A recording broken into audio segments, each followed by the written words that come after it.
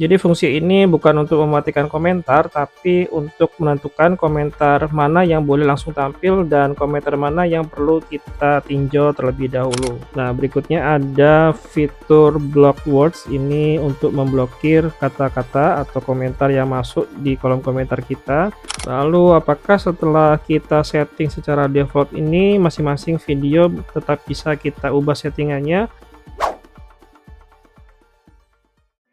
Halo, assalamualaikum teman-teman. Di video kali ini saya akan bahas bagaimana cara pengaturan komentar di YouTube Studio, kemudian bagaimana cara kerjanya untuk setting per video, dan bagaimana cara kerja pengaturan default komentar untuk semua video baru. Oke, jadi kita pilih setting per video atau setting default komentar. Nah, sebelum kita bahas lebih lanjut, teman-teman perlu tahu juga pengaturan komentar di YouTube Studio itu ada dua jenis. Yang pertama, pengaturan komentar untuk masing-masing video, dan yang kedua, pengaturan secara default untuk setiap kali kita upload video baru. Nah, bedanya apa? Jadi kalau kalian mengubah pengaturan di halaman video, maka berlaku untuk video itu saja, sedangkan pengaturan di upload default maka akan dipakai otomatis setiap kali kita upload video baru. Oke, kita langsung aja ke YouTube Studio. Kita mulai dari cara pengaturan komentar untuk masing-masing video, dan cara ini bisa kita gunakan untuk setting video baru ataupun video yang sudah kita upload. Dan di sini yang akan saya tunjukkan adalah untuk video yang sudah di-upload. Kita langsung aja klik edit di salah satu video, kemudian masuk ke bagian komentar. Kita scroll ke bawah, kemudian masuk ke bagian comments and rating. Nah, di bagian komen di sini ada tiga opsi, yaitu on, pause, dan off. Nah, untuk opsi yang on ini artinya kita mengaktifkan kolom komentar dan siapa saja bisa berkomentar di kolom komentar kita. Kemudian untuk opsi yang pause ini maksudnya di jeda, jadi komentar kita hentikan sementara waktu, tapi komentar yang sudah ada atau yang lama maka akan tetap tampil. Kemudian untuk yang off, maka kolom komentar akan kita matikan fungsinya. Nah, kemudian kita lanjut ke bagian bawahnya. Di sini kita mengatur siapa saja yang bisa berkomentar. Di sini who can comment, ada opsi anyone, dan ada subscriber atau member. Jadi anyone ini artinya siapapun bisa berkomentar. Kemudian untuk yang bagian bawahnya ini hanya subscriber atau member saja yang bisa berkomentar. Lalu di bagian bawahnya ada fitur short by, ini fungsinya untuk mengurutkan dari yang terbaru, newest, atau yang top.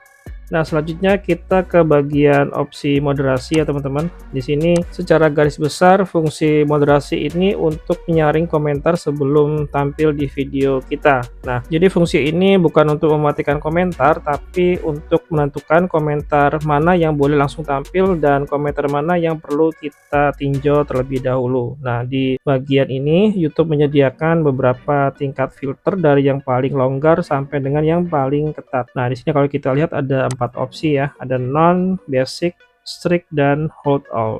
Jadi maksudnya untuk yang non ini tanpa filter, jadi ini lebih longgar, siapapun bisa langsung komentar dan langsung tampil. Kemudian untuk yang bagian basic ini filter ringan, ini adalah settingan default dari YouTube. Dan kemudian untuk yang strict ini artinya filter yang lebih ketat. Lalu untuk yang hold all, semua komentar akan ditahan atau perlu kita review sebelum komentar bisa muncul di kolom komentar dari video kita.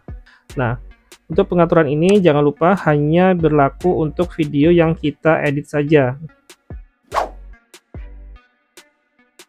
Nah, mungkin teman-teman juga pernah ngalamin ya, komentar itu tiba-tiba mati secara otomatis. Nah, ini biasanya walaupun tidak semua, tapi yang sering terjadi ini ada kesalahan di bagian setting made for kids atau not made for kids. Jadi mungkin tidak sengaja salah centang, tapi video kita ini sebenarnya bukan untuk anak-anak. Maka secara otomatis YouTube akan mematikan kolom komentar kita. Jadi kalau mau kolom komentar tetap aktif, teman-teman jangan lupa untuk pastikan setting bagian audience yang ada di sini. Dan ini nanti juga bisa kita setting secara default supaya tidak perlu kita setting berulang-ulang. Oke, selanjutnya kita ke bagian setting komentar. Di setting default kita masuk ke bagian setting di sini, kemudian ke bagian community moderation. Nah, teman-teman bisa masuk ke sini. Ini juga hampir sama ya teman-teman, hanya bedanya untuk bagian komen ini hanya ada on dan off saja. Kemudian untuk moderasinya juga sama, ada 4 opsi: non, basic, strict, dan hold all. Nah, tapi teman-teman juga jangan lupa setelah kita setting komentar di bagian default ini, maka fungsi ini akan berlaku untuk video yang akan kita upload atau video-video baru saja, jadi tidak akan berefek di video yang lama. Nah, secara garis besar fitur dari default setting ini digunakan atau bisa kita manfaatkan supaya kita tidak berulang-ulang untuk setting setiap kali kita upload video baru. Nah, kemudian untuk opsi dari audience untuk anak-anak atau bukan untuk anak-anak, kita bisa setting di bagian ini. Kita masuk ke bagian advanced setting. Nah, ini bisa kita setting ini untuk anak-anak atau bukan untuk anak-anak. Jadi kita bisa centang aja, kemudian kita simpan. Lalu kita kembali lagi ke bagian community moderation. Kalau di bagian setting per video tadi, kita bisa setting siapa yang bisa berkomentar. Di bagian setting default ini tidak ada setting default siapa yang bisa berkomentar. Kita lihat di bagian bawahnya, ini adalah untuk settingan message in your live chat. Ini settingan untuk live chat. Ini moderasinya ada 2 opsi saja, ini non dan basic. Kemudian untuk bagian community, ini untuk posting, ini bisa on dan off. Jadi kalau kita on, maka ini akan nyala. Moderasinya juga sama ya, cuma di sini ada 3 saja, non, basic, dan hold all. Untuk fungsinya juga sama seperti yang saya jelaskan sebelumnya. Kemudian di bagian sebelah sini, ini ada siapa yang bisa posting di community. Ada fitur berapa lama subscriber yang bisa berkomentar. Jadi ada opsi 1 hari sampai dengan 1 minggu. Jadi maksudnya sebelum subscriber bisa posting di bagian community, maka sudah berapa lama minimal si subscriber menjadi subscriber kita, dan di sini kita bisa tentukan minimum 1 hari atau 1 minggu. Lalu lanjut ke bagian block word. Ini fitur untuk memblokir komentar yang tidak seharusnya muncul dan bisa digunakan untuk komentar di video, bagian posting community, atau untuk live video. Jadi teman-teman tinggal masukin aja kata kuncinya apa di sini, dipisahkan dengan koma yang mendekati dengan kata kunci yang mau kita blokir. Jadi misalnya kata-kata negatif, kata-kata yang tidak pantas, atau mungkin kata kunci yang relevan dengan komentar-komentar spammer seperti judul juga bisa.